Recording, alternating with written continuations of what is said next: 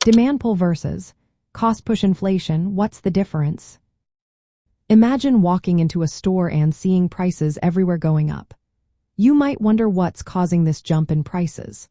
Well, there are two main reasons that can push prices higher in an economy. Today, we're going to look at what makes demand pull inflation different from cost push inflation and how each one works. Let's start with demand pull inflation. This happens when people want to buy more goods and services than what's available. Think of a busy holiday shopping season when everyone is eager to buy gifts. When demand outpaces supply, prices go up because there's more money chasing fewer goods.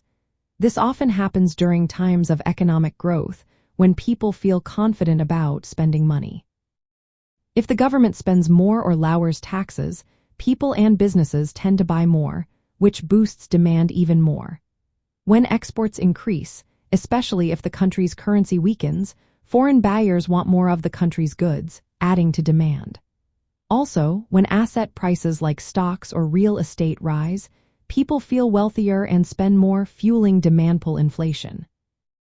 This type of inflation usually lowers unemployment because companies hire more workers to meet the increased demand, which can push wages higher and create a cycle of rising prices.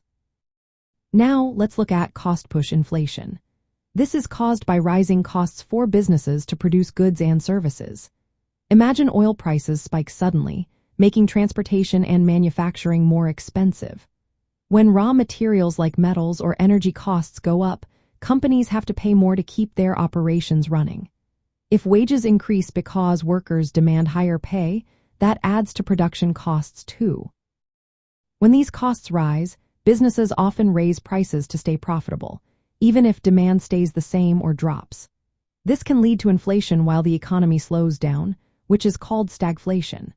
For example, if a country faces supply chain disruptions or higher taxes on production, costs increase and prices follow suit. Unlike demand pull inflation, cost push inflation can happen even if people are not buying more. It's driven by the rising expenses of making goods.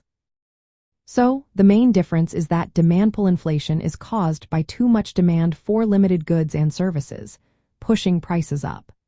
Cost push inflation happens when the costs to produce those goods and services go up, leading to higher prices even if demand doesn't increase. Policymakers need to understand this because managing demand pull inflation might involve slowing down spending or raising interest rates. To handle cost push inflation, they might focus on easing supply chain issues or controlling wages and raw material prices. Sometimes both types happen together, making inflation even more complicated.